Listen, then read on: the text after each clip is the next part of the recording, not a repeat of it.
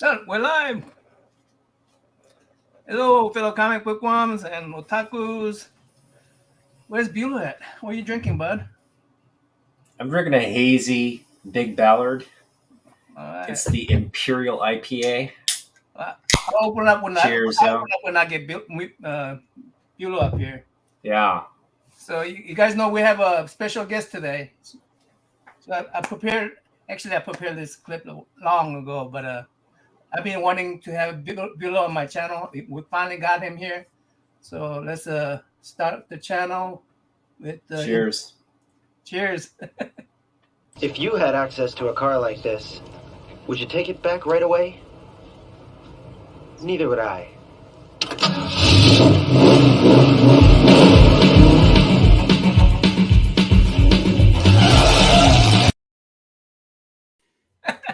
Hey, Bueller! I love that thing. It's funny because it's outside my old house, so I get to see my old house as well. Yeah, it would have been great if you're in your bus, but that's all right. It is now Bob's house, so that's kind of cool. Oh yeah, you're in the Bob's. Bob, how's Bob doing? Is he doing Bob's good? really good. If people don't know, Bob bought my old house, so Yeah. that's where he's just living. I tell him all the time. I said, just so you know, I've been naked in every room in that house. That's You after. tell him what you That's did, after man. you sold it. Yeah. My junk has touched almost every surface in this house. Oh, You got plenty of DNA over there. Someone could- Exactly. So, yeah. He refloored everything and painted over everything, so I don't blame him. It looks like the entropy. He was camping here. he camped out at the waiting line at the chat room. I don't know if he's there or not, but thanks for showing up, entropy. yeah. So yeah, I mean, we've got a very special guest today with us. I'm going to let him introduce himself. He's such a legend in the comic book community because of his knowledge, how long he's been doing it, and just his love and Oh, cheers, passion man. for the hobby. So yeah, Bueller, go ahead and introduce yourself. Well, people call me Bueller because of the channel, Comics with Bueller. My real name is Travis, and but either one works, Travis or Bueller. Most people call me Bueller, to be honest.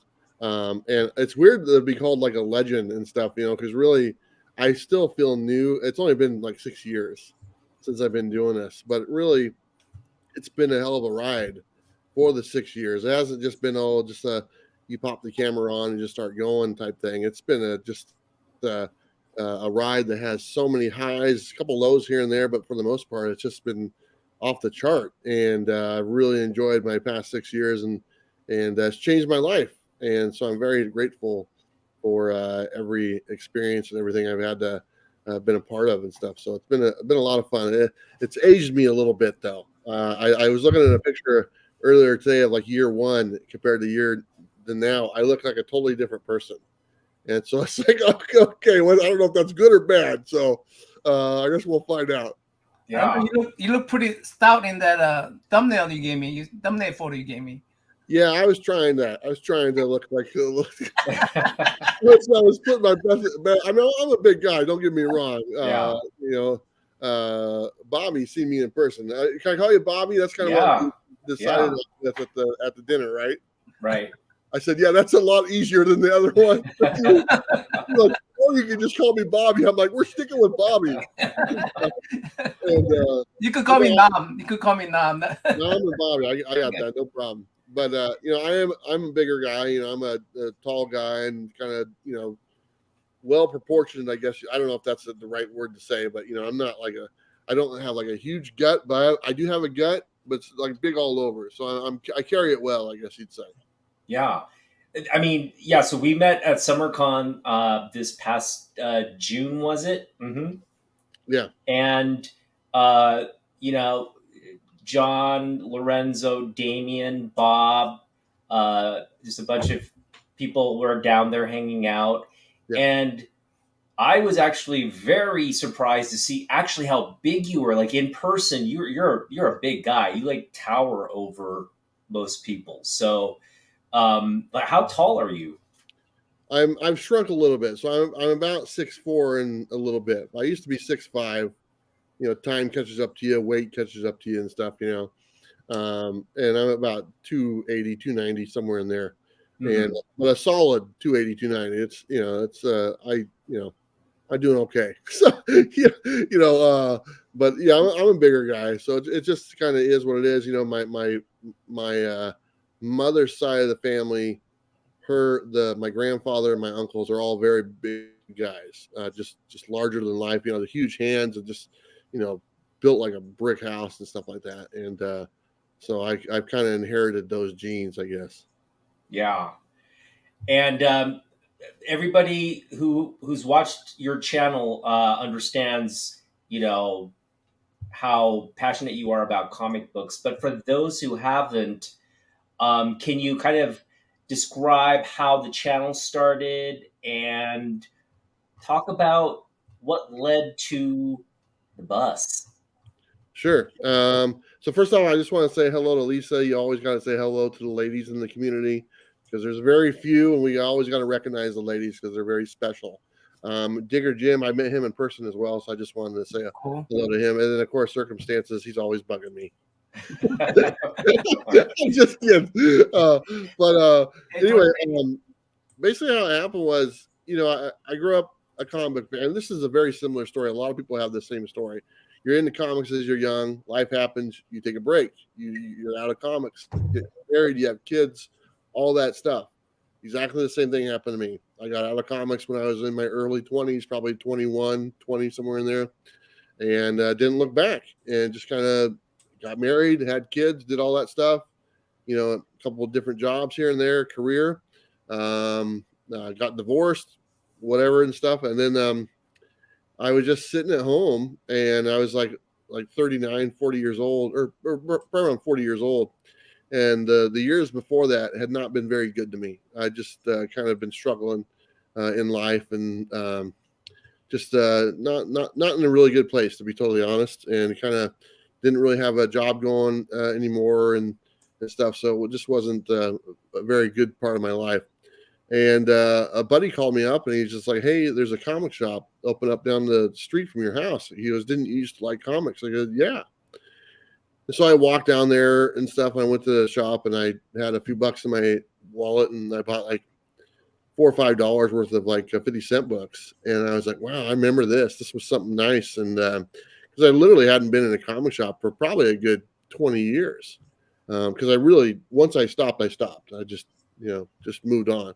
And I just kind of smelled the comics and kind of remembered the joy they brought me and stuff like that. And then I looked up comic books on YouTube, believe it or not, and I started watching a few videos. I think there was one I watched, a guy named Silver Age Dave was one. I believe I saw, I don't know if I saw Metarog before I started doing the channel, but that was very early on when I saw Metarog. There was a couple other guys I watched as well that really kind of got me interested back in comics. And then I just said to myself, well, maybe I can make a video, because I'm literally not doing nothing. I'm unemployed. I don't have any money coming in whatsoever. I'm borrowing money from my family just to survive, and it's just miserable. And so my sister gave me an old iPad, like first generation iPad. And I literally stacked it on top of a bunch of shoe boxes and filmed those comics that I got at the comic shop. And I literally spent probably my last $5 at the time, buying those books. And I just made a little video, just showing the books and stuff like that. And then you didn't even see my face. It was just me talking and just what I bought. And I didn't really know anything about them because I've been out of it for so long. And then I went and bought a couple more. Then I made 3 or 4 videos of me just showing those books just with my hand and putting the book in front of the camera. And then I kind of did a little bit of research, and I was like, man, the comic collecting is different from what it used to be when I was doing this in the 90s or in the 80s and stuff like that. And there's so much more that was changed, and not a lot of stuff that I enjoy. I was like, I'm not a fan of digital comics. I don't really like the grading comics. I don't know what this is all about. And none of this stuff really is interesting to me. So I made a video called like my top 10 pet peeves about comics. And I actually stood in front of the camera for the first time and did that video, and people really enjoyed it. And I kind of got a little confidence in myself, because that's one of the things I was really lacking. I didn't have any confidence in myself. I was really kind of depressed and just wasn't very proud of myself either. And so I made that video, and some people commented and stuff, and that was really good. And I just kind of started rolling on that and trying to figure out some ideas, and that was it. I mean, that just kind of, I made a video not too long after that about my spinner rack that I put underneath the house and stuff from years back. And I went and got that spinner rack back from my old house from the 90s. And people love that video. And then I just sat there and I said, what videos can I make that people will find useful? And at the time, I didn't know what new books were coming out. I was like, how do I find out what books are coming out besides, getting a thick previews book or something? And so I just kind of started making a video about all the new books that are coming out from that local comic shop. I went there on Tuesday. He'd get the books, and I just show them in front of the the camera and say, "Oh, this is out tomorrow. This is out tomorrow. This is out tomorrow." And started doing that. And then they did okay. But then one week he didn't get the books in from Diamond. And so I was like, crap, what do I do? He didn't have the books. So I went online and found digital images of the books. And when I did that, I found out that not only were there a bunch of books I'm missing, but there's variants. There's thousands of variants that I'm missing as well that I didn't even know existed. So because he didn't get his books in, I said, you know what? I don't need your books anymore. I'm just going to do this digital version going forward. And that was it. That was that video, that preview video, now that I've been doing for 6 years, was the launching point of the channel. And it took off from there. And then I would just kind of tried to improve that every week and make sure everything was covered and listen to people what they were looking for. And then I was like, okay, how do I build off of this video, making other things? And so I went and I was like, I really like the coffee thing. And I got this idea for doing like a drinking coffee and talking about comic books, but not just like something. I want to make it like a show, like an actual show that you tune in like every Monday morning at 5 o'clock in the morning for some dumb reason. and watch this show. And I really just wrote down what I wanted. And then I met some guy named Bob, Everything Comics. And I was like, because I was already doing the coffee show then, but it wasn't really exactly what I was looking for. And I asked Bob, I said, I have an idea. I go, let me run it by you. And he's like, no, I like that. I'd love to do it. I go, let's give it a shot, and he goes, like, what do I need to do? I go, you just need to show up. Just show up. I'll take care of the rest. and that's pretty much it, and then it kind of went from there, and that coffee and comic show just exploded. And it was really, it ran for a long time, and it ran during the pandemic when everyone was at home and people were loved tuning in on Monday morning, and we'd have 200 or 300 people in the chat on a premiere video on a Monday morning, just in there, because it became like the mainstay for people to watch. And the way I did that show was I incorporated the community in a show that wasn't live. And I farmed the questions, and I farmed the answers from the preview video, and I brought those questions and answers to this video to where we could comment on them. So even though it wasn't live, everybody had a chance to get involved, and then we do a premiere, and it worked out great.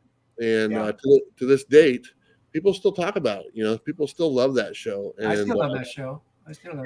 I mean, that show is the best. Yeah, you need to talk Bob into coming to our show. Maybe 2 we can show up. It's hard to talk Bob into anything right now. He's a busy guy. He's got a lot on his plate, as you guys probably noticed. There's not really too much content that he's made over the last couple of years since I left, and there was a lot on his plate back then, and there's even more on his plate now. So I want to say thank you to him for making himself available when I was there. But I knew when I left that he'd probably be stepping away just because he's got a lot to take care of. He's a busy guy, and he's a good man. He tries to help a lot of people. So I appreciate all the support I got from him. Mm-hmm. Yeah, I mean, that show was so special because of that relationship you had with him, and the fact that you guys would talk about books and share your differing thoughts and opinions. and you kind of joked off each other, and it was just a great vibe. Can you talk about that relationship? How it began, and the relationship you continue to have with him. Well, surprisingly, most of my relationships were from viewers of the channel, and Bob was a viewer. He watched the show, and he's like, this guy keeps on mentioning Mocha Express. He's like, is that the coffee shop down the street from my house? And literally, Bob lived less than 2 miles away from my house. Okay. But he watched the show, and it took him like forever to realize that that's what I was talking about. And so he finally reaches out and sends me an email. And he's like, hey, he goes, are you talking about the coffee shop on Webster Road? I go, yeah, that's the one I'm talking about. He goes, dude, I live right up the street from there. Would you like to go have coffee sometime? I'm like, sure. And, because I'm an open, if somebody asks me to go and meet them or whatnot, that's what I live for. I love that stuff. I love getting the chance to meet new people. And so I said, sure, it sounds great, man. Let's go do it. So we went and we sat. And first time we met was at Mocha Express in person. We sat there for about 2 or 3 hours just talking about comics and about our lives and everything. And that was it. I mean, everything kind of blossomed from there, and we hit it off really well. I've never really had any really bad experiences with people I've met. I've been very fortunate for that. And I just love Bob to death. So, I mean, we're really good friends now. As I said earlier, he literally bought my house that I lived in before. Bob is a pastor, and really? he's he's not like a full-time pastor, but he does do stuff for the church. But he helped me because I was asked to do a wedding ceremony for my nephew and his wife. They asked me to perform the ceremony, so I asked Bob to help me. I'd never done it before, so he helped me do that. We just became really good friends, and he was all for it because he's like, oh, I'm on Bueller's channel, so he was excited, and so I'm like, hey, let me let's get your channel up and going, because he had a channel, Everything Comics, which is actually a name I came up with, by the way. He had some dumb name. I said, no, you got to get rid of that. And I go, it needs to have the word comics in there. And I go, yes. He goes, I want to talk about everything. I go, perfect. That's the channel name. It's called Everything Comics. And that's a pretty good idea here. He has why not bring the show back and just rotate the co-host? Well, here's the thing. I had people ask that. And if I ever settle down again and I'm at a place, I can probably do that. And I would love to do that, because I've had Jen on the as a guest. I've had my buddy Ryan was on there. I had Sleepy Reader Damien on there. And then I've been asked, like, hey, how come you don't do it remotely, kind of like this? And I'm like, it's not the same. It just isn't the same. I go, I thought about it, and it just doesn't. It would be like, it wouldn't be all the effort we put into it, because there was nothing like me and Bob sitting next to each other and in real time, interacting, because there was a lot of stuff to that show that you guys never saw. There was for every hour of that show, there's 45 minutes that you didn't see. Right. Because we're just laughing and having a good time, and I'd have to, okay, we got to cut this or something. I can't make a 3-hour premiere video. Okay, so trying to keep it. First it was 45 minutes. I was like, man, that's way too long. Then it went to an hour, and it's like, man, that's way too long. And then it went to like an hour and a half, and people were still watching. I was like, you know what? Hour and a half was my cut. We can't go past an hour and a half. I think a couple times we went almost 2 hours, but the hour and a half mark was the one I settled for. But people still watched the whole darn thing. So, but maybe someday, and when Bob's schedule goes down, if I end up coming back to Oregon and staying for any long length of time, I would definitely love to revisit that. I would definitely love to do that and stuff, and because it'll be a fresh new audience as well, along with a lot of long time people, but a new audience as well, because you kind of get new people coming in. So what might be older to you guys, because you've seen it before, will be new to them. So yeah, it worked out pretty good. But someday, but right now I can't complain. I'm pretty lucky with what I'm doing right now. So oh yeah, and we're gonna get into that. But before we do, as the community knows, the CBCA nominations were announced, And Travis, you were nominated for a best channel, but you're already a winner. Can you show your award? Yeah. So I won the Lifetime Achievement Award last year, which is the Stan Lee Lifetime Achievement Award. And like I was saying earlier, I don't know if you win a Lifetime Achievement Award, I think you should be off the list. I think, I've already won the Lifetime Achievement Award. Isn't that the main award? So everything else is like not up to par as a Lifetime Achievement. So I'm saying right now that I think if you win a Lifetime Achievement Award, maybe starting next year, then maybe your name should be omitted off the ballots for everything, not just the Lifetime Achievement, because you can't win this more than once. They take your name off after the one. So there's only been 2 Lifetime Achievement Awards. One is Reggie, well deserved, and one is myself, and then we'll have another one this coming year. Damien, Sleepy Reader, is up for that category. He has my vote. He got my vote last year, and he has my vote this year. So if anyone's ever thinking who to vote for the Lifetime Achievement Award, either vote for Damien Sleepy Reader or vote for Metarog. Nothing against the other guys that are in this category, and a lot of them are my friends. But Metarog and Sleepy Reader, to me, are people that are really in the community, and they're in your chats, and they spend time with the other people. You don't have to always go to them to be a part of their community. They'll come to you. And I think that's the big difference. We've seen some of those channels that are nominated that might not have as much community support as what like Damien or Metarog do. So I just want to point that out. I actually nominated Sleepy Reader for Lifetime. Now that how this was out, I'm going to suggest that we all don't split our votes. Get Sleepy Reader to get there as a Lifetime Achievement Award. Yeah. Metarog has another category where I actually like it. He's a community builder, so I'm going to put Metarog as community builder and Sleepy Reader as the Lifetime Achievement. Yeah. So can I mention something on the community builder? And I want to put something out on that category. And this is just my opinion, and I want people to think about what I'm going to say here. When I think of a community builder, I think of a community builder that how do I say this without offending other people? I'm trying to put the words in it right. I think a community member is a member, like I said earlier, to where you don't have to go find them, okay? And they don't come find you. I think there's a big difference between you. If you want to interact with someone, you have to go to their channel and interact with them in their channel. Very rarely do some of those channels come back and interact with you on your channel or someone else's channel. And I think that's the difference between a true community member and maybe someone who just is looking at a number, to be honest. And I'm not trying to be a jerk about it. I'm just trying to be honest, because I kind of put myself out there as a community member. I literally come to your house. Right. And everything, I think that's you missed my house several times. Yeah. I can't hit everybody, but I'm doing my best.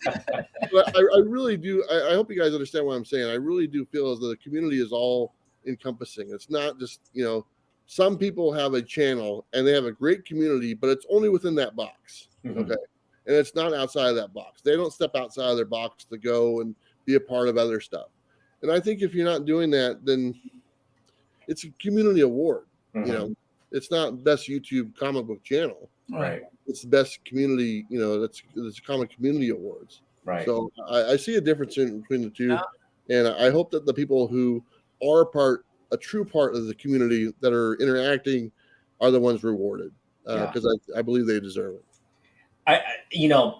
It's interesting that you said that, because I look at what you do as community building, and in terms of what you're doing now, which is traveling around the country, attending these Comic Cons, but really engaging with different community members throughout this great country of ours.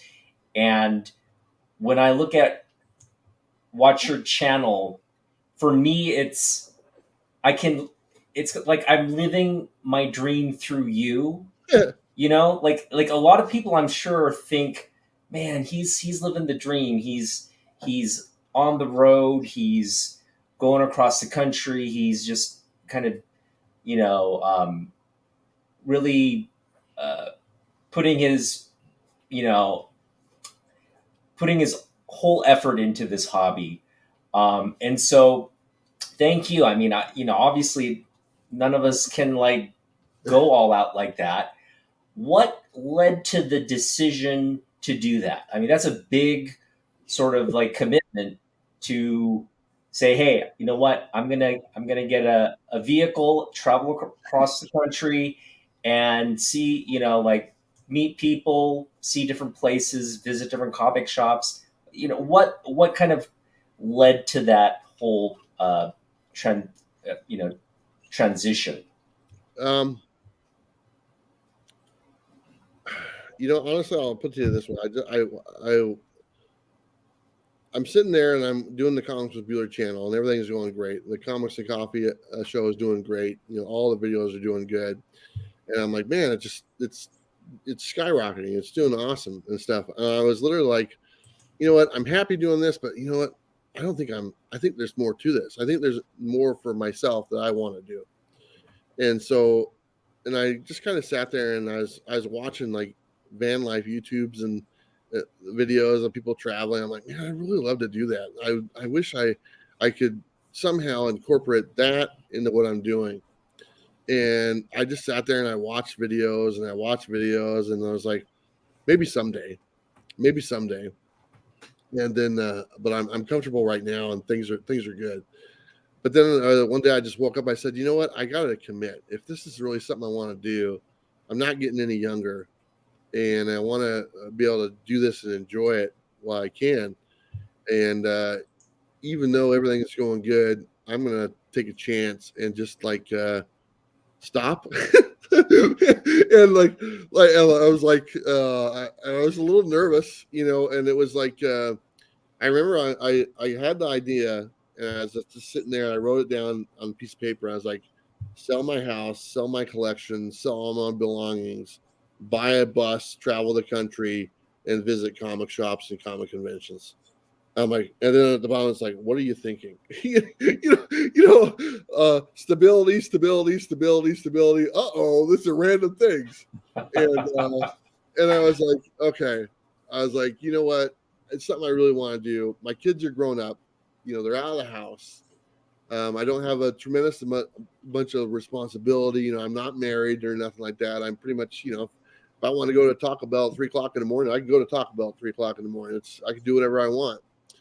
And I just made a commitment. I actually set a date. I sat there and I said, okay, if I set a date and if I stick to this date, I want to get all this done. I want to hit the road by this date. I'm going to do it. Now, how do I hold myself to that date? I hold myself to it by going on my show and announcing that I'm going to do this and telling, 20,000 people like, hey, a year from now on today's date, this is what I'm doing. And, don't let me back out, because there were times during that year that I questioned. I was like, am I making the right choice? Is this the right thing? Maybe I can step away and people are going to understand. But every time it kind of got rolling a little bit and stuff, I was like, oh, I'm taking one more step closer. I sold some of my books, and I sold more books, and I started thinking about selling the house. And then Bob came on board about the house, said, hey, if you're really serious, I'd be wanting to buy the house. So after a while, I was like, this is going to happen. This is really going to happen. Things are moving in the direction I want them to work in. I'm taking care of everything I need to take care of. By February 2022, this could really be a thing. And so everything's moving along great. And I get the money, and I wanted to raise like $10,000. And you should have seen some of the buses I had picked out. We're talking, there was like an old it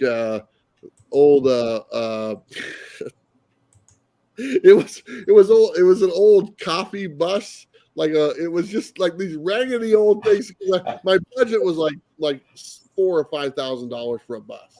Because I was like, I'm not going to have enough money to do this. So it was just the worst looking things you can imagine. And I was like, oh, I'll make it work, whatever. Luckily, when I sold my books, I ended up raising like $30,000. Nice. My budget went from $5,000 to $6,000 to pretty much $20,000 what I put to it. So I was able to actually go out and buy a bus that, for one, I could stand in, because the other ones I was looking at, I couldn't stand in. They were more like it was more like a van. It was more like a van, and a long, like A-team van type thing. That's pretty much what I was looking at. And so my budget went up. So I went out and I bought the bus. And tell him how tall he was when you first met him. Yeah, he's like 6'4". He mentioned that. Yeah. 6'4", and that's exactly how tall the bus is. The bus is actually 6'4". I mean, my hair touches the ceiling and stuff, which is fine. Hold on, hold your thought. I gotta play this clip again because so many people are here. Whenever you bought that bus and showed it off, that's when I just go. That's my first feeling. If you had access to a car like this, would you take it back right away? Neither would I.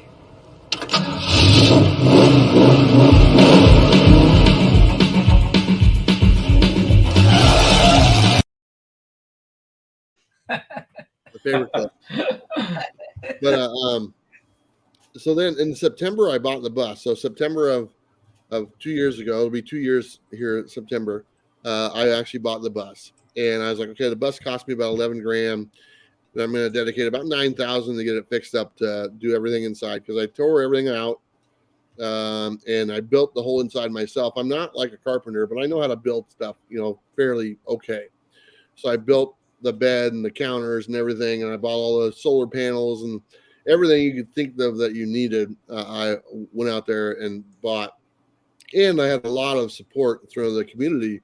Was really excited. People were chiming in to, people would donate money, and people would buy things off my Amazon list to help me on my journey, which is just amazing. I was just flabbergasted by this. I'm like, okay, and I definitely have to do it now.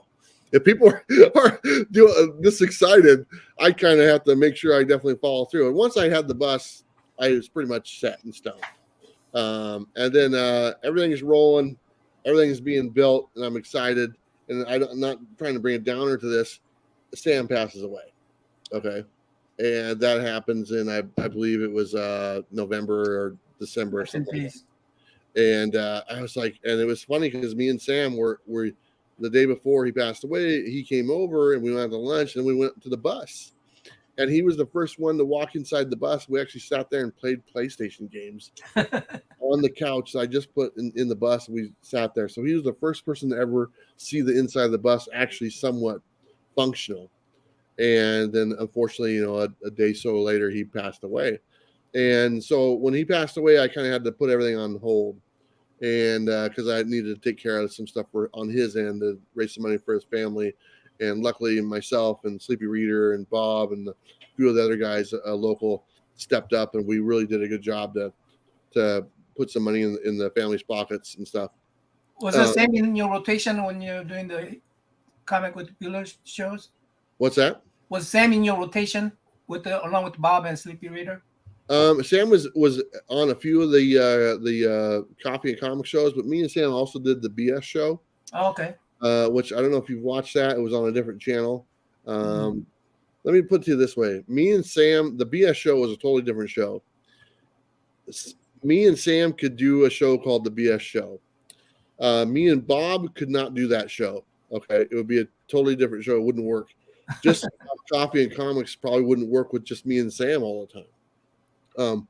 So I've been very lucky to have two great gentlemen, and I played to their strengths, what they're good at. And they did a great job. So anyway, we took care of the thing with Sam and his family and stuff like that. And then, so it set me back a little bit, as far as time-wise, getting everything done. But luckily I was able to finish up and get the ball rolling. So by the time February rolled around, Bob was already working on the house and getting moved into the house. So I was in the bus, living in the bus in February. And I had to kind of stick around the Pacific Northwest because I was waiting to get my title, and there's some legal things with the getting it switched over to an RV and all this stuff, and for the Comics with Bueller company and have it all that stuff. So it took me like a month or so to get the actual title and the new plates and everything. So I just kind of hung around the Oregon and Washington until I got my permanent tags and my plates and stuff like that. But once I got those plates, man, I was on the road. And I was so excited just I was heading to Florida. I was literally going the furthest way I could get away from Oregon, which is Florida. And I started driving, man. And I was like, well, we'll see how it goes. I don't know. I don't know. Let's see if this works. Are people going to like this? Is it going to be fun? Am I going to get out there like, oh man, I made a mistake. I missed my comfy bed and everything. But the rest of the story is still being written. I've been on the road now a year and a half, and I absolutely love it.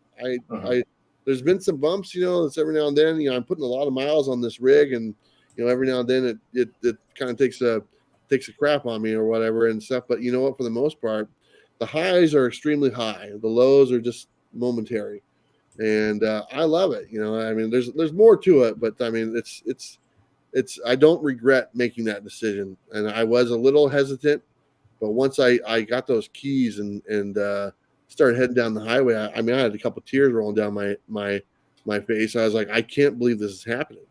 I can't believe this is actually my life. This is what I get to do. I get to go around the country, and I get to get paid from these publishers and these sponsors who enjoy what I'm doing. I get to go to comic shops. I get to go to Comic Cons. I get to go meet people across the country, go to their comic shops, hang out, go to lunch with them, or just, talk with them and stuff. Meet people at gas stations, and just, I've got people like honking their horns on the road, and they got their cell phone out pressed against the window, and they're watching a YouTube video of my channel. I'm like, hold on to the wheel, and it's a blessed life. And when I look back from where I was like 6 or 7 years ago, to where I didn't have a job, I wasn't doing nothing, I was just wasting away, to what I am now, kind of just like, it's like somebody hit the reset switch, and I'm making the most of it. I'm not taking anything for granted.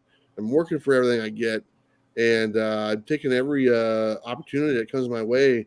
And I kind of look at it, even if I fail, I'm still going to try. Yeah. I'm just one of the things I suggested was you should have a Bueller live map, and just it shows where Bueller is at any time in the map, Yeah, that's actually when I was GPS. with Whatnot, that's actually something they actually talked about doing. Oh, really? Yeah, they're like, oh, where's Bueller on the road? And I was like, I don't know if I want everyone to know exactly where I'm at all the time. It sounds good, but sometimes I'm like, maybe a little bit of privacy might be Hey, you got to sacrifice. Yeah, exactly. So the bus has like electric and sewage hookups. Talk about like the makeup of the van. What kind of amenities? You mentioned the bed. Does it have like are you able to cook in it? Are you able to? Oh yeah, it's a fully off grid for everything. So I have I got a microwave, I got a air fryer, I got running water and stuff. I got I got a Xbox, DVD player, TV. I mean, the dream, man. That's the dream. The only thing it really doesn't have is it doesn't have plumbing. Okay, as far as it doesn't have like a real toilet, and it doesn't have like a real shower. And the main reason is, being a bigger guy, when you build that stuff, it takes up a lot of space. And the ones that they build now for like the shower, I don't fit in those showers. So it's like I either build a shower that's big enough for me that takes up a huge space, and I lose all this other space, or I just figure something else out. And so I just said, you know what, I'm not going to do a shower. I have a portable toilet thing that I can use. It works just fine. It just slides under the counter. It's actually a pretty decent size. Don't get me wrong. And then it's just like an RV toilet almost. You dump it at a RV dump site or whatever. It works great. As far as shower goes, most of the times I just, if I go to a gym or something like that, or a campsite or something, I do have a portable shower. It's just a little bag you fill with water. You lay it out in the sun for a little bit, it heats up, and you can hang it and take a shower. So that doesn't take up any room. And it was just like, when I'm building this out, I'm like, what do I have room for? What don't I have room for? And, so that was cut right away. I knew right away I wasn't going to build a bathroom and a shower, just because being the size I am, it's not going to work for me anyway. So it's not worth doing. Yeah. But yeah, I got every other amenity, man. I got, you name it, I got it. I mean, I don't lack in anything. Yeah. No, I mean, man, it'd be just so much fun to like go on that trip with you. But um, let's talk about where you've been this past year. Talk about some of the highlights from the trip. Maybe some of what was memorable, like the people, the places, and the things you did over this past year. Well, this past year, I've done a couple trips this year, and the last big trip I went to was from here, Oregon to Texas, and basically I went from Oregon. I just kind of drive right through Oregon.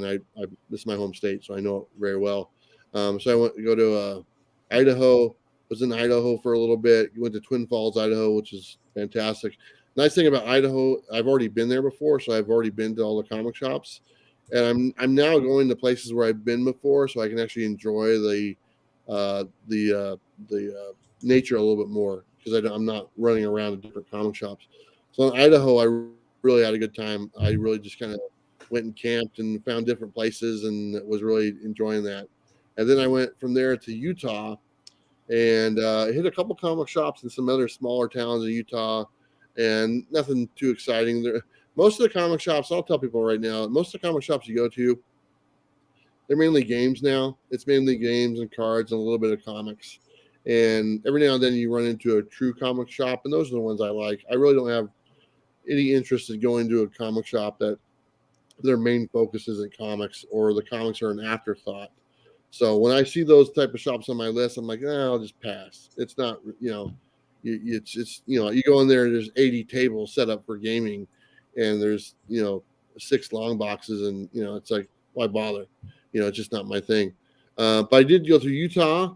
Utah is probably my favorite state as far as beauty wise goes, and I went to Salt Lake City. There's some actually really nice shops in Salt Lake City. There's Black Cat Comics, which is a true comic shop. I did a video on theirs a while back. My first trip through there. Utah's in their state where I've pretty much gone through all the comic shops there. So I got to enjoy Utah. So one of my favorite things about Utah was I took 2 weeks in Utah and just drove to Hot Springs. Oh, nice. Just mapped out where I was going, and I was like, oh, hot spring. Nice. And I just went to hot spring after hot spring after hot spring for 2 weeks, and met some wonderful people. And none of them were all any comic book fans at all, so they were just normal people. And, not normal.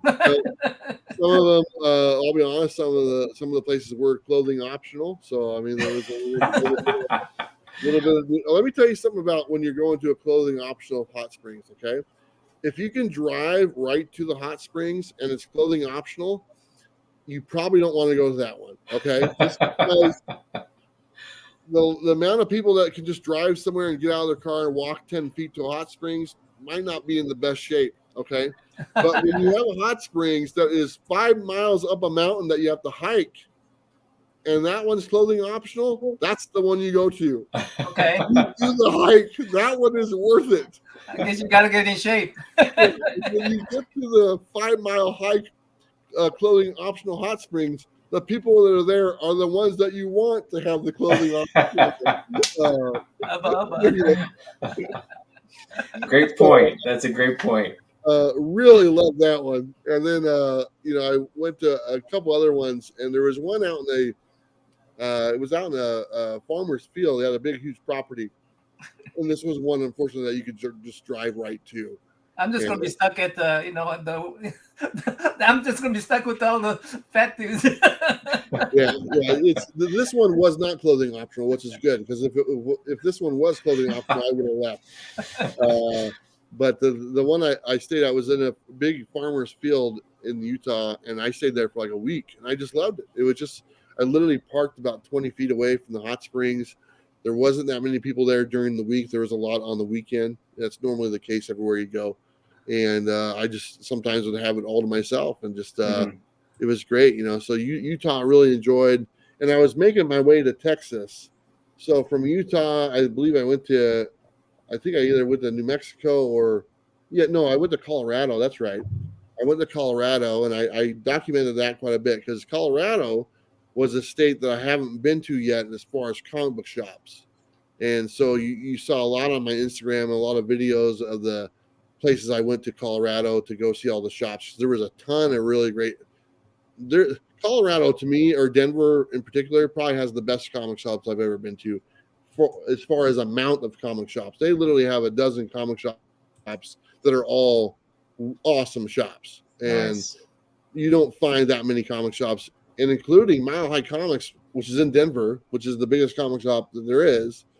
That's a whole nother story as far as price. Don't get me started.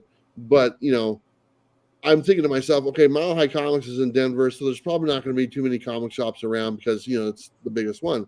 It's exactly the opposite. It's Mile High Comics has it's so big, such a presence that it can actually support all these other shops because there's a lot of people that collect comics in the area. So Denver, I really enjoyed, but I didn't get a chance to go and really experience the nature part of Colorado, which is something I really want to do because Colorado is also a beautiful state. I did get away a little bit in the mountains for about a week, and I enjoyed that. But I'm looking forward to going back to Colorado this time without having to go to a bunch of comic shops and just enjoy Colorado. And then I went to New Mexico. Colorado or Colorado Springs. Yeah, I was in Colorado Springs.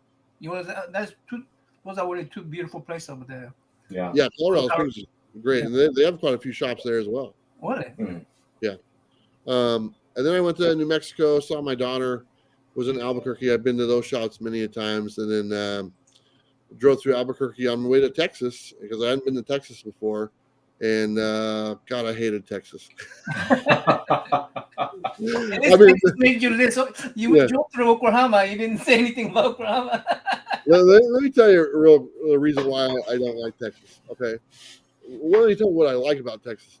The people I met in Texas, they were all great. All the people I met, I really enjoyed. Very hospitable, nice, very kind people, and the food was awesome. Okay, but Texas is big, flat, and nothing else going on, man. I mean, you drive for hundreds and hundreds of miles down a straight street. It's flat. There's cow manure everywhere. It smells, in these farm places and stuff. There's just not a lot there. It's just a lot of nothing. Yeah. And, it's just, besides like seeing like the Dallas Cowboys Stadium in Dallas, that was awesome. Yeah. But if you type in Utah or type in YouTube, the top 15 places to visit in Texas, like 13 of them are man-made. There's no natural stuff. The Alamo is like the only thing that tells you to go see that's been there for. But it has a man-made river too there. You type that in for like Oregon, 15 places to go see in Oregon. It's all nature, or Utah, or Colorado, or it's all nature stuff. Texas now, it's different. So, I went through Dallas. I went to some shops in Dallas and San Antonio and Waco and a few other places. I didn't hit Houston. I ran out of time, so we'll have to go back to Houston. Maybe the coast is a little bit different. But I have no plans of going back to Texas anytime soon. The last guy I was with, Fargate, I hung out with him a little bit, and he goes, "Oh, when are you coming back?" And I said, "Let me know when it snows, and I'll come back." Because, dude, it's hot all the time. Oh, yeah. It's like 100 degrees during the day and 98 degrees during the night. So they dealt with like 3 months of triple digits. Like in the past 2 years, it's just crazy hot down there. Yeah, and gotta be careful. I'm literally staying in Dallas, downtown Dallas, in the parking lot next to the convention center, and it's like 100 degrees, and I'm in my bus, and it's just like 130 degrees in my bus at like 2 o'clock in the morning. Man. Because it doesn't cool down. It was just I was so excited to leave. I didn't even stay for like the last day of the con. I was like, nope, I'm leaving. Austin, you've been to Austin? Austin is okay. I went through Austin. I went to the shops there. Austin Comics is probably the best one. That's actually Donnie Cates' shop that he goes to and stuff. Oh, nice. And but Austin was okay. Austin is a very people compare Austin and Portland are very similar, and I see the similarities. But it's still hot and miserable. Yeah, it's hot. There's a lake over there. That's a pretty big lake up there, mountains and stuff. Yeah. But after I went through Dallas, I ended up coming back here to Portland, and I've been in Portland now for a while, and I'm just kind of hanging out, getting some repairs done with my bus, and hanging out with some family. Mm-hmm. which is kind of nice, and hang out with some friends. And so I don't really have too many big trips planned this year, to be honest. But I am going to be just kind of randomly showing up places. So I mean, last year I went back east and stuff to Florida, to New York, and all that place. I plan on going back, but probably not until next year sometime. Oh, you're coming to East Coast this way? Well, what I want to do next year is I want to go up to Canada and drive across Canada and come out like in Niagara Falls. Oh, nice. Work my way down. Oh yeah, that's do a big square route and go and skip Texas, go over around Texas. You're gonna drive through Canada's. So that's gonna be snowy up there. Canada's Colorado. Yeah, Canada. If I try to follow the season, so I mean I do a pretty good job not getting. I don't go to Minnesota in December, and I don't go to Arizona in July. So I mean, I try to pay attention to that stuff. Yeah. So your summer base is Oregon, and your winter base is Arizona, or that's where I'm going to go for January and February. I plan on being in Quartzsite, Arizona, and you can stay down there for like 8 months for like $100. Right. And so I'm planning on being down there for the winter time. I'm really looking forward to it because I've made a lot of friends in the van life, bus life community. I'm a part of some groups, and that's kind of a place where they go during the winter months. Nice. And so I'm looking forward to going down there and hanging out with them and being a part of that group, because I really do enjoy meeting people. And I mean, I love meeting comic book people. That's kind of it's an easy conversation to have when you have comics in common. So it's really easy to talk. But I do like doing the bus and the van life, and I am actually starting next month my other channel, which is called, it's been named by 4 or 5 different things now. It's called Van Life with Bueller now. And starting next month, I'm going to start doing van life content on that channel on a weekly basis. Oh, okay. Oh, nice. Seeing if I can't get lightning to strike twice. I mean, you don't know. I mean, I'm going to take what I've learned from doing it on the comic book side and see if I can't incorporate that into that thing and see what happens. The nice thing about that channel, it's already monetized. So I mean, if any one of the videos do well, I'll start making a little bit of money off them. So that's pretty good. Oh, was that the channel that was what you did with Sam? Yeah, that was the Travis T channel, or it's like I said, it's been named a few different things over the years. I've had it for a very long time. I've had it probably for 4 years. It just kind of sits there. But like I said, it's already monetized and it's got, over 1,000 subscribers and stuff. So, I mean, if I ever wanted to use it, have a reason to use it on a regular basis, I'm going to go ahead and do it. So I'm going to give that a shot and see what happens. I'm not going to take anything away from the stuff I do on the comic book side. But I do want to kind of venture into that and see what. Any thought of upgrading your bus? Yeah, I have. I've thought about doing that, and people ask me, what would I like? I'd actually like a smaller rig, to be honest. And my bus is about 19-20 feet, somewhere in there, and it's a good size. But I wouldn't mind downgrading to a Sprinter van, like not the Mercedes one; those are too expensive. But the Ram ProMaster 2500 series, I wouldn't mind getting one of those. They're quite a bit smaller, but really, the one thing that my one complaint about my bus is that it's not really made to go off road too much. Okay, I can push it a little bit, and it does just fine. But there's some places I'd like to go that I wouldn't be able to go with the bus I have now. But if I had one of those ProMasters or one of those, I could get off the grid a little bit more and go up in the mountain a little bit further, or go out in the desert a little bit farther. And I would really like to be able to do that someday. So eventually, I would like to upgrade to a new van. But like I said, it'd be smaller, which is fine. Yeah. He already talked about going up to Canada. I guess you driving through Canada Rocky Mountains, and then coming down. So you're going up to Vancouver, all the way through the Canada Rocky Mountain. Yeah, one of my friends that they do a YouTube channel about van life. They just did that trip. They started at Niagara Falls and came all the way down through to Washington State.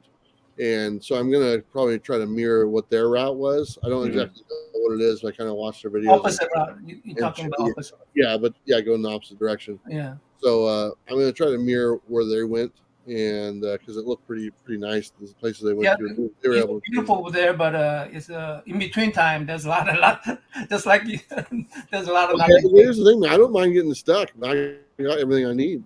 It's just if the sun's not shining, I got a gas generator. I'm good.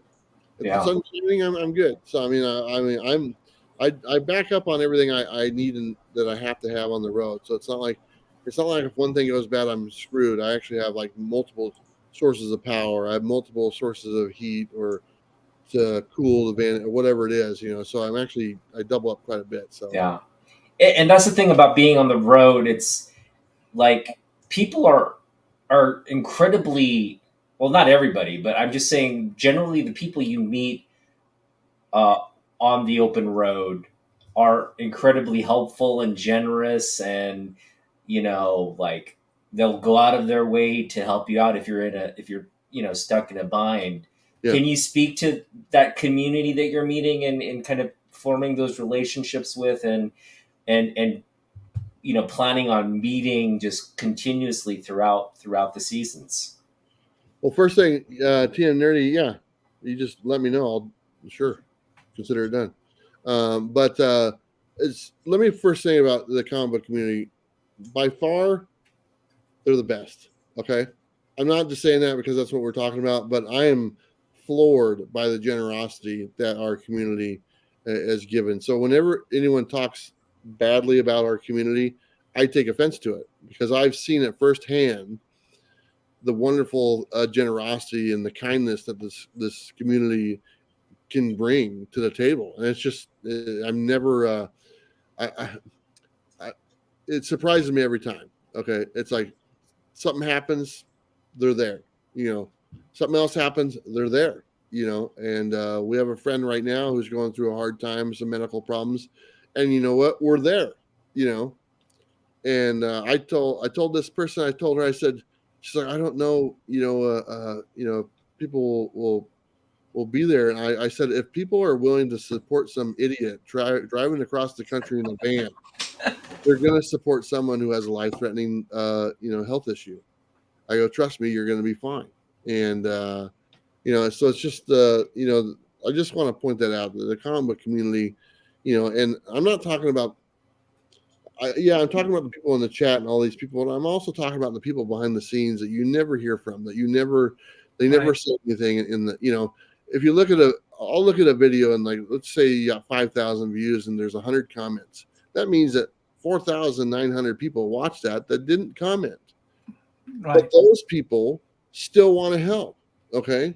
The people behind the scenes that you never hear from, that are the people that I run into, and it's like, hey, I let them know. It's like, hey, I watched your video and stuff, and I guess you're in my town. Do you want to come to my shop? Sure.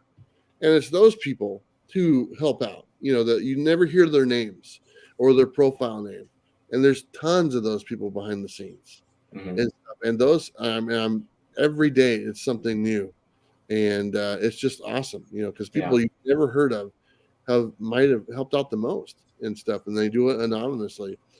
So when it comes to the comic book community, by far they're the best I've ever run into. As far as like being on the road and just meeting people on the road, I guess I'm pretty blessed on that area too. I've never really run across anyone who wasn't willing to give a helping hand. My bus does attract attention and stuff, so they're always like, "Who's this guy?" or "What's going on?" or "What's this guy trying to sell?" And I've actually I've been to some campsites when they like, "Oh, you can't camp here." I'm like, "Why?" And like, "Oh, we don't allow like commercial vehicles if you're trying to sell stuff." I go, I'm not selling nothing. I promote. I don't sell anything from the bus. That's what they're worried about. I go in I there see. Yeah. like a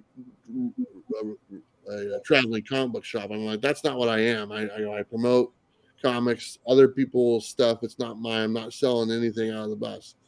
And but it's like I said, I've never had any problem with people. There's crazies that are just crazies, that you run into in any walks of life that are like, whoa, that was interesting.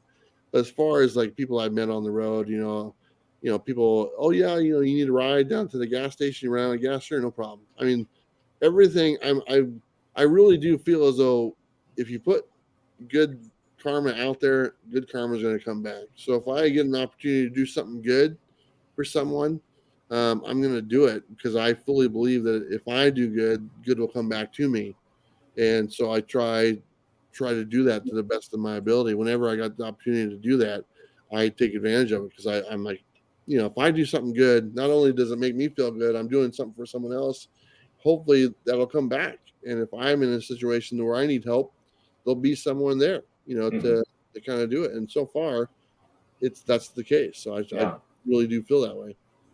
Awesome. You just remind me that we tend to thank people who comments, who make we tend to thank people who shout us out. I mean, we even have a word for those people that supports the channels. Yeah. But there are a bunch of silent people out there that supports your channel. Yeah. Right. And they are willing to help like that. And just came to my mind. We don't really thank those people. Yeah. Those silent people who don't necessarily comment, give thumbs up without without knowing who they are. Yeah. Yeah. When you think about it, that's probably a majority of your audience, people you don't even know. Yeah. I mean, in a channel with a bigger audience, that is mainly the case, to be honest. Right. When you have thousands of views, not everyone's going to comment. So it's just a lot of people that you don't even know.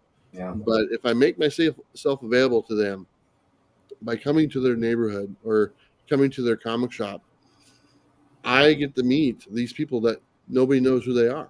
Yeah. But to me, to me, they're special because they gave me their time and they watched my videos. Right. And to me, it's more special. I mean, I don't want to say more, but it's just as special to me to meet them as they feel it is to meet me. So it means a lot. I don't take that for granted at all. And I think the people who have met me understand what I'm saying, because I mean, they didn't support you without feedback. That means they don't get the confirmation that they support you without any kind of feedback, and then when finally you need something, they're willing to help you out. So that's really cool. And I like to take the time to get to know them too. It's not like, oh, well, thanks, appreciate it. It's like, no, I want to get to know you. If you've sat there and watched my stupid face for a few hours talking to some camera, talking about comic books, I want to get to know you and say, what the hell's wrong with you? Why are you watching me, you weirdo? But no, I really do truly enjoy, getting to meet, people from all walks of life. And if you look at my Instagram, one thing I try to do, I try to get a picture with everyone I meet. And my Instagram is filled with pictures of people that are viewers of the channel, but, to most people, they don't know who they are, but they're just people that watch YouTube in the background. Every now and then they might comment, but for the most part, they're not tremendously active in like chats or doing YouTube stuff themselves. And it just is what it is. So if I get the opportunity to meet those people, man, I want to make sure that they're appreciated, because I do appreciate it. All right, Travels, let's get into you as a collector. Walk us back to the first book you ever saw or bought or read. I can remember the first book I got at a comic book shop, and that was Contest of Champions #1. And I can remember wanting to get that book because at the time I was buying at the grocery store. They had these 3-packs of comics. They're like $1.25 a 3-pack of comics. It was like a Marvel pack or a DC pack, and like you could see the one on the outside, the one on the inside, but you couldn't see the one in the middle. So all you see were these little bend marks for people trying to have to look and see what the one in the middle is. So I used to buy those all the time with my my allowance. So I'd get like $2 a week in an allowance. I'd ride my bike to the grocery store. I'd buy a pack of those. I'd buy a pop, and I'd buy whatchamacallit candy bar, and I had a quarter left. I went and played the Pac-Man at the arcade, and that was my Saturday, when I was like 5-6 years old, for a couple of years and stuff. And so I got a bunch of comics. I really couldn't tell you which ones they were. I knew, I had Spider-Man, Avengers, Fantastic Four, stuff like that. But the first comic I can remember wanting and going for, my mom took me to Pegasus Comics, which is in Milwaukee, Oregon, and we went in there and they had that comic on the shelf. And the reason I knew it is because in those other comics I had, there was an advertisement for that issue, Contest of Champions. And if anyone remembers that book, it has all the superheroes on the front. And they're all looking at something. It's just all them looking up, like they're amazed. And I'm like, the whole time, like, what the hell are they looking at? What are they looking at? It must be really cool. I want to know what they're looking at, And so I saw it on the wall. I think it was like $4 or whatever, or $4 or $5, and my mom bought it for me. And I remember getting that book and reading it and stuff like that. And really been, oh, this is so cool. And I have it now, just counting all the characters on the cover and stuff. And I still have that book to this day. I still have that one. But that's the first one I can remember having. It was in a bag and board and stuff, and it was like something really special to me. And years later, when I reread the story, it was horrible. And if anyone's ever read Contest of Champions, it doesn't make any sense.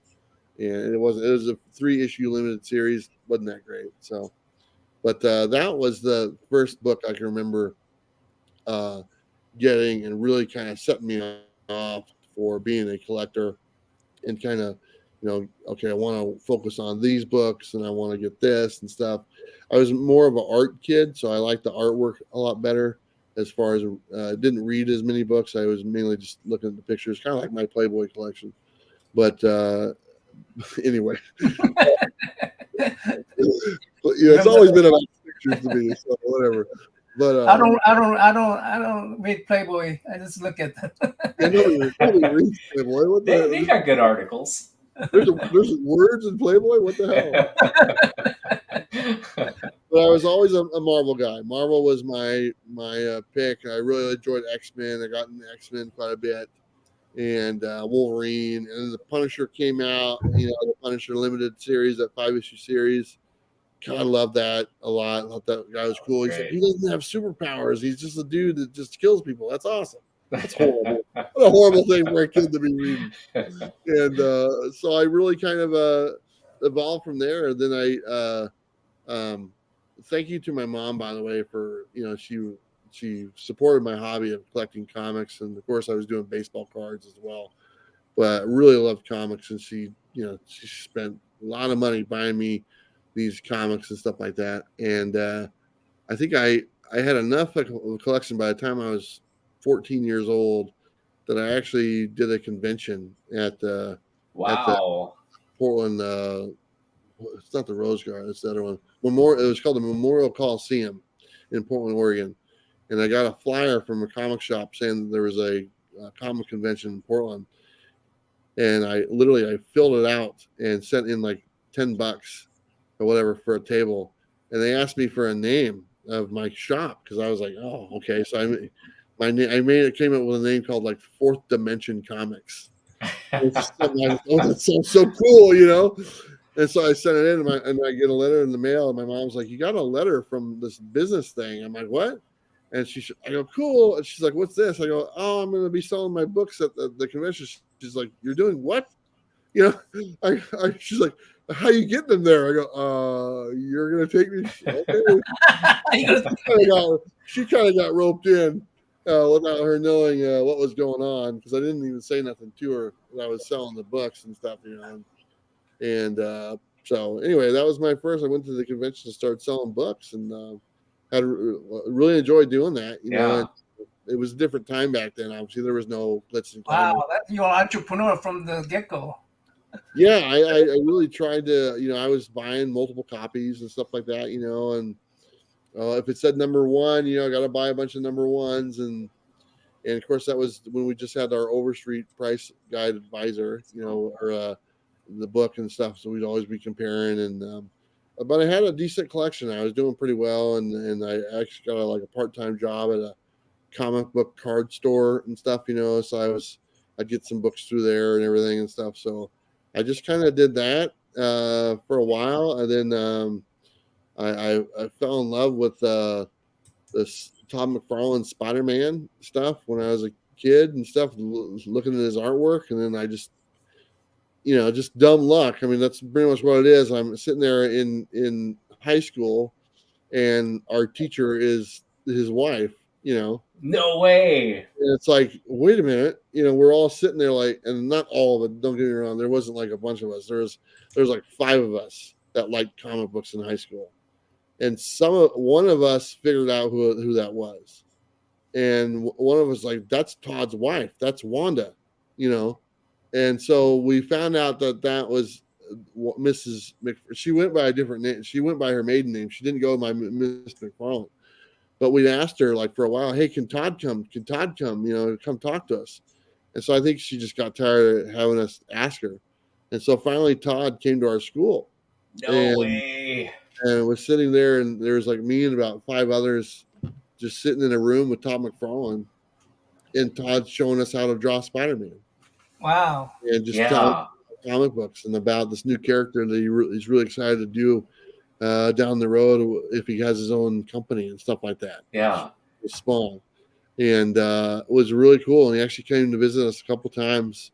And it's really neat because I actually ran into one of the other guys that was there with me. His name, he's the owner of a Star Wars store here in Portland. And I ran into him at the Washington State SummerCon. He had a big booth there. And so we were actually talking about that, the time we got to sit down with Todd McFarlane when we were, 15 years old and stuff. So, I mean, that was kind of this talking to him and like looking at your, like, to me, that was my Stan Lee, not taking anything away from Stan Lee, but for that time period in collecting in the 90s and stuff, for being a newer collector and a teenager and stuff, he was my Stan Lee, Oh, yeah. And so just getting the chance to talk and taking the time and speaking with us really. Yeah. I had a bunch of the artwork that he did, and Wow. I have a half a dozen sheets of Wow. Spider-Man drawings that he did, and I don't know whatever happened to him. Oh no. Really? Yep. I think Todd shared that story too. It was memorable for him too, because I remember Todd sharing the story of him going to his wife's class and hanging out with the kids and the students. She's been a teacher for a while, or at least she was. So I'm pretty sure he went around to a few different schools because they were only in Oregon for like a year. Okay. And then they moved to Arizona. Mm-hmm. And so I'm pretty sure. I mean, because I've heard him talk about that. I don't know if he's referencing the time at Clackamas or if he was referencing another time at a different school. But yeah, he does remember doing that. And I've run into him a few times and reminded him. And he actually, the last time I saw him at San Diego Comic-Con just a few weeks ago. But before that, they were in town for a Image Summit thing or whatever, and they were having all the CEOs of Image Comics were doing a signing at a local comic shop called I Like Comics. And I was like, I wrote this letter. Okay, this is a couple years ago. I wrote this letter to Todd McFarlane. And I was like, hey, Todd, my name's Travis. When I was a kid, you came, pretty much what I just told you. I just wrote that all down and what it meant to me and everything. I'm like, I want to get a chance to give him this letter. And so it was really weird because it was like, I'm sitting there and there's a bunch of people at this shop and it's packed, just line that door around the corner. And then my buddy Steve is there, and Steve is the owner of Washington State SummerCon. That's his con. And I go, oh, Steve, what are you doing here? He goes, oh, they wanted me to help out. I'm Todd McFarlane's handler. Wow. I go, are you kidding? He goes, no. I go, hey, Steve. I go, because me and Steve are really good friends. I go, Steve, can you give Todd this note for me and stuff like that, And he's like, no. He goes, why don't I just go get Todd for you? Awesome. So, he goes and gets Todd and brings him to me. And I'm like, hey, Todd, da da da. And I go, I don't expect you to remember me, and anything, but this is what. And he remembers the event. He remembers doing it and going to the high school and talking with us. He doesn't remember me specifically. There's no reason he should. But he thought it was really great. He actually took a picture of us and sent it to his wife. Nice. And then he signed I brought my high school yearbook. And he signed my yearbook. Awesome. Husband of Wanda McFarlane. It's really cool. Do you realize that we're 2 degrees away from Todd now? Yeah, that's a great story. We're just 2 degrees away from Todd. Yeah. Well, the cool thing is I ran into him at San Diego Comic-Con. And he remembered our last interaction and stuff. So we talked a little bit and stuff. And it's like, because I actually had him planned coming on the show right before the pandemic hit. Oh. And he was scheduled to come on the show and do an interview. And then a pandemic hit and everything got shut down. And he wasn't going to his office. So they canceled everything. So between then and now, I really have had no communication with with anyone behind the scenes. And so I run into him at San Diego Comic-Con. We talk a little bit. He's like, yeah, let's make it happen. So I get, he introduces me to his assistant. So I get her number and stuff like that. So I'm now in the works. We're nailing down a date for September for him to come on the show. Whoa, so, that's awesome, man. It is going to happen. And I'm really excited to have this conversation with him on the air, and I'm also excited to kind of close the book on it as well, if you understand what I'm saying, and just so he knows what it meant. Without his influence on me back then, maybe I don't have the love of comics I do now.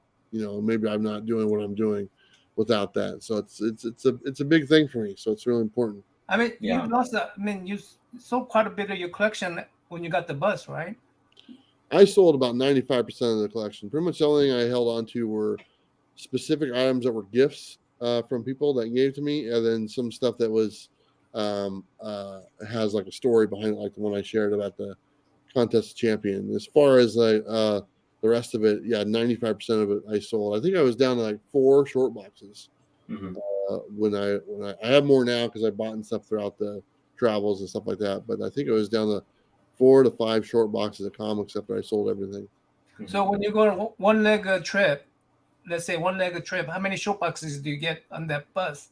Yeah, you know what? I figure right away I need to stop buying books. It's like the first time I left, I'm not joking. When I left, I had on the bus, I had 4 short boxes of books on the bus. Okay.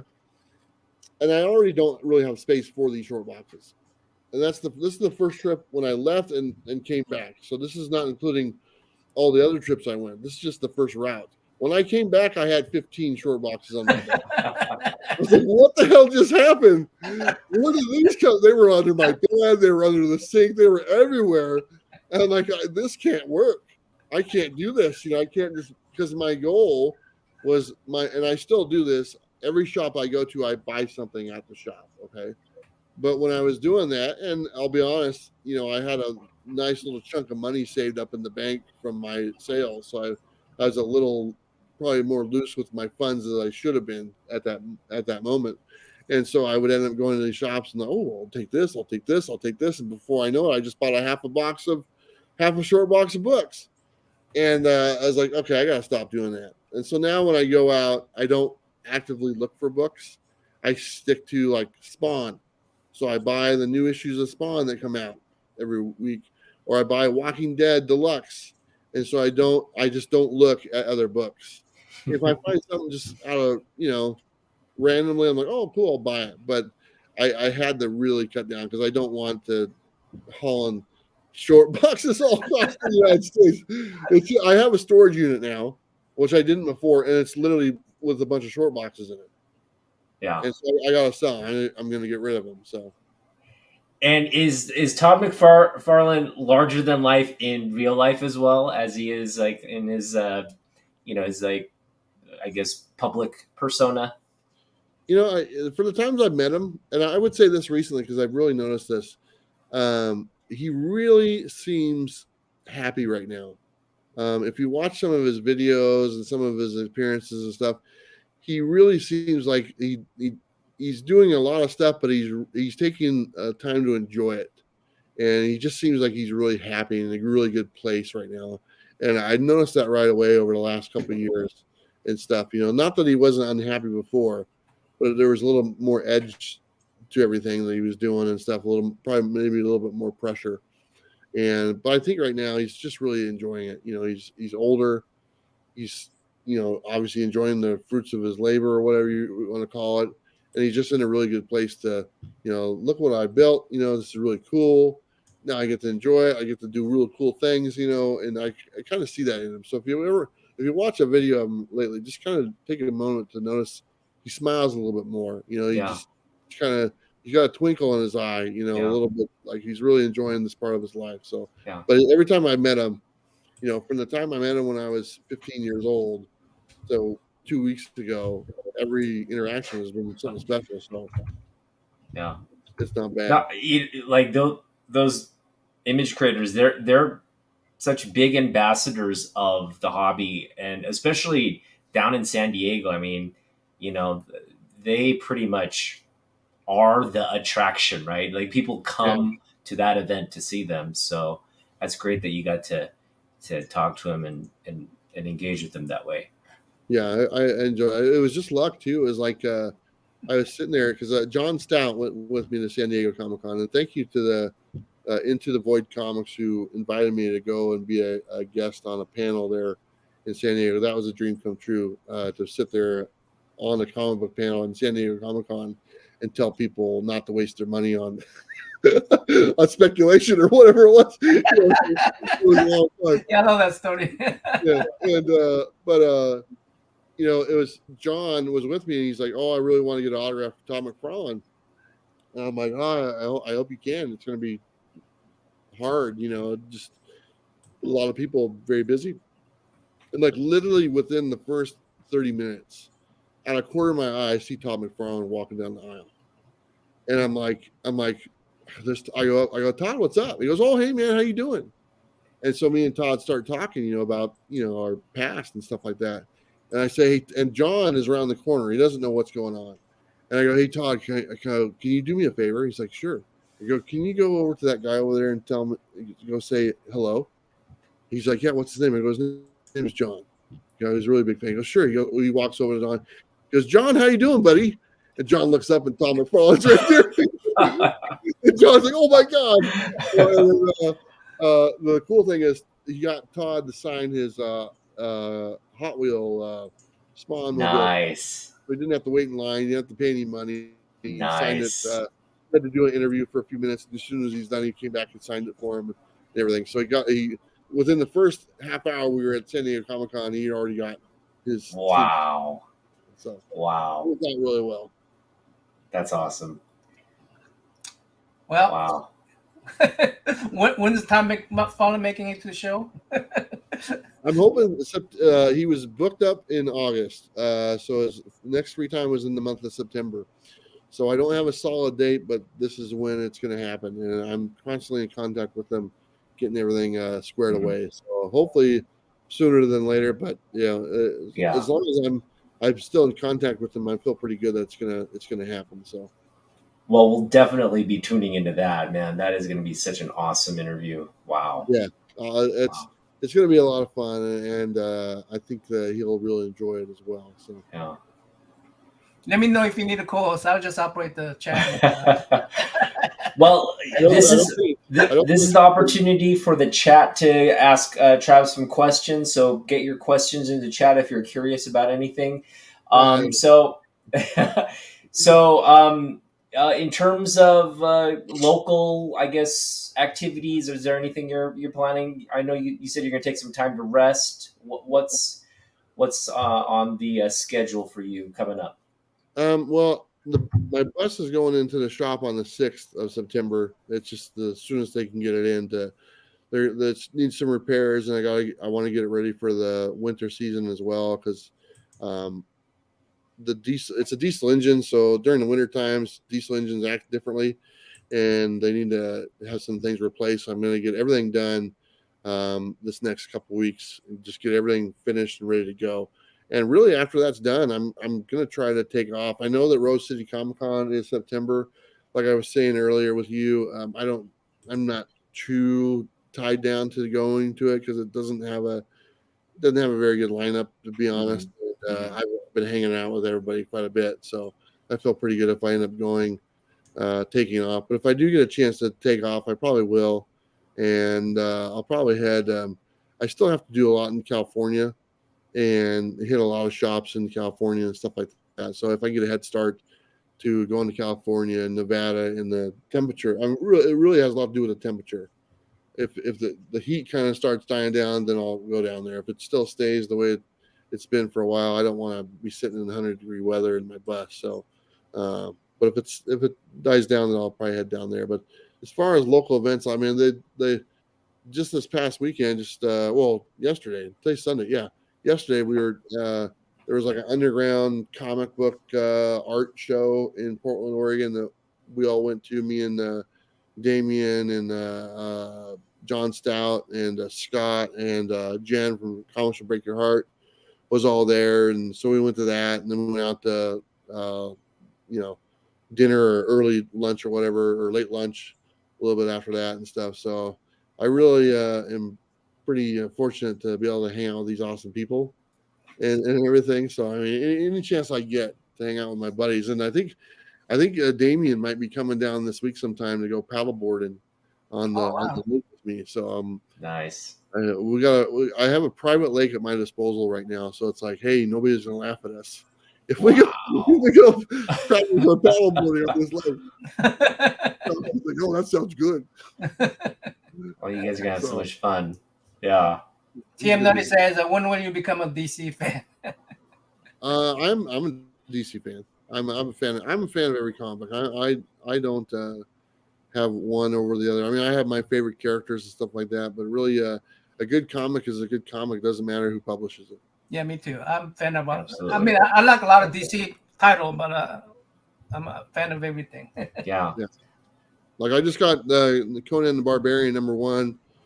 I think Titan is the publisher now. I mean, that's been through every publisher in the I can think of, and it's I picked it up because Damien reviewed it. I think that's nice. Cover I got. And it's good. It's a good book. I like it. Yeah. So. We'll give a little Gary B shout out. Yeah. Nice. Gary cool. B. Yeah, it's a good book. Like I said, it doesn't matter who the publisher is. It just matters if it's a good comic book. Yeah. So.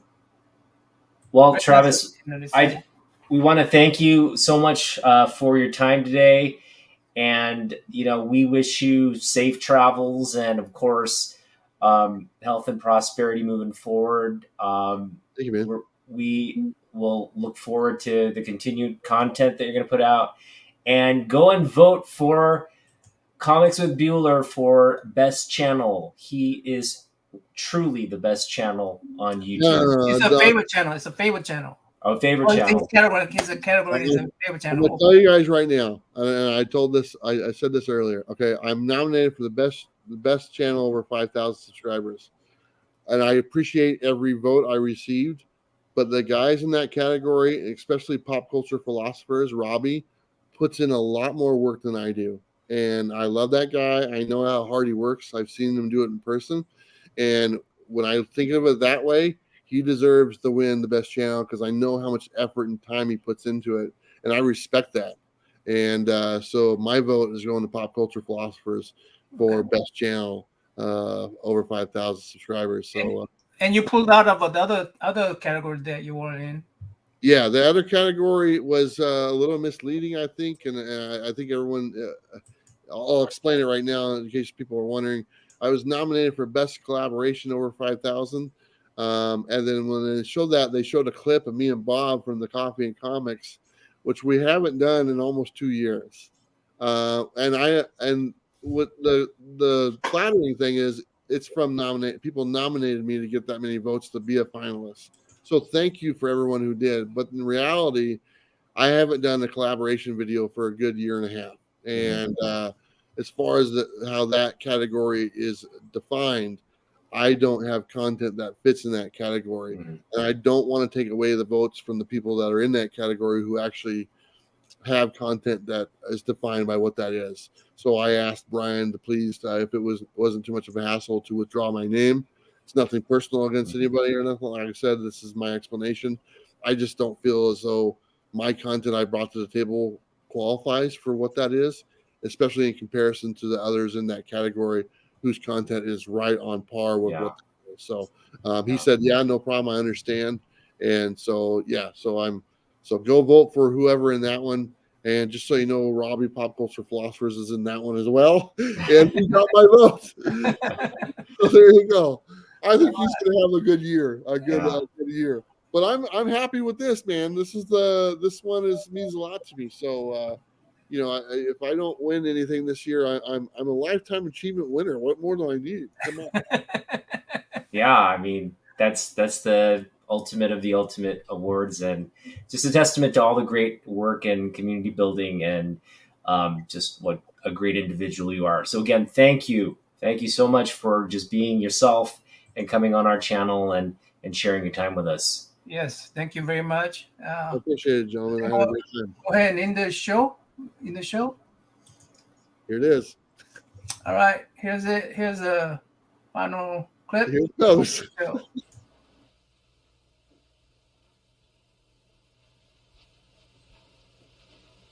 You're still here? It's over. Go home.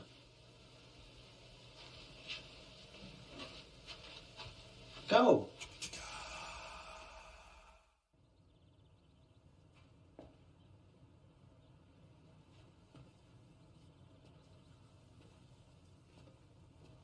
You're still here. It's over. Go home. Oh, you're expecting a teaser for Deadpool 2. Well, we don't have that kind of money. We're expecting Sam Jackson show up with an eye patch and a saucy little leather number. Go.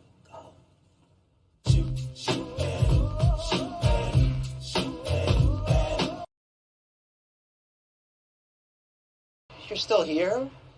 Do you have anything better to do? Go on, get going. Go.